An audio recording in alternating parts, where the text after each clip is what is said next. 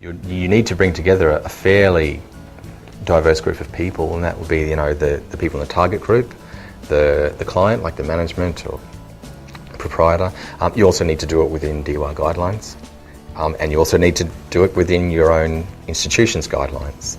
So that liaison is a really fine balancing act sometimes, because everybody's got different expectations and you have to meet as many of them within the confines of what you do as possible. So I think in that area, the client liaison is quite important as well. So I suppose in a way it's saying to somebody that they really must form proper relationships, real relationships with people involved in the industry. You have to find out who can help these people along with their learning. So in a way it's forging relationships where the teaching and learning isn't just you imparting information, but it's making those links so that those people, the participants, have access to all of those other people. Yep. I suppose I would say you'd have to be bold.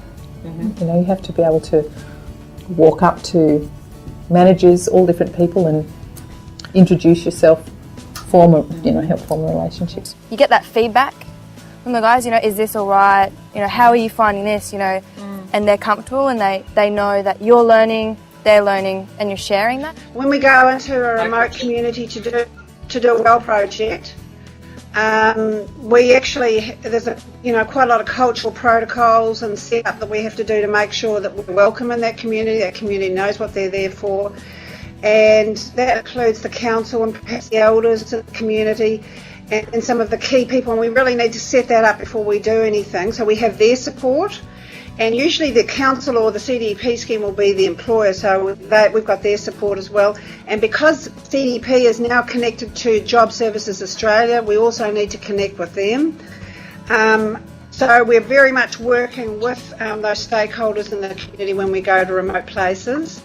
And then our teachers come back to our office and work together. They have, for every hour they do out in remote, they've got half an hour back in the office with us. And including myself. And then we actually share a lot of the resources and experiences that we've had when we've been out in those communities.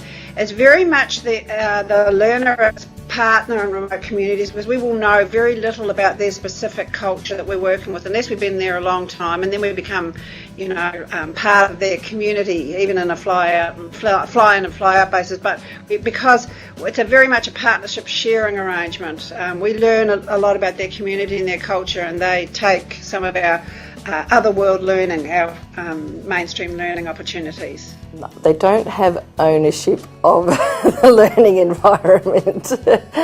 So in a classroom, you're running the show.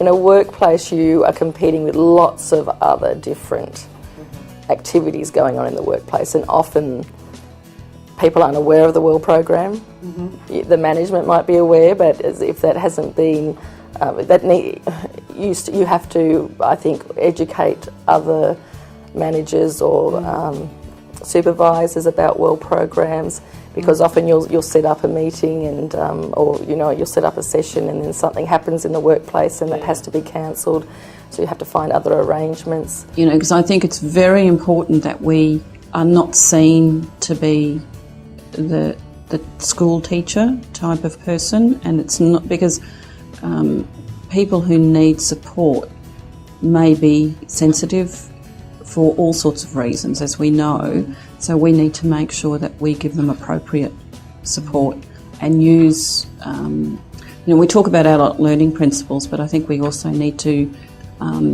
remember that we're in a workplace and we very much need to work with the resources that are in the workplace, because businesses don't want people to come out with a big piece of paper listing all the things that are not necessary.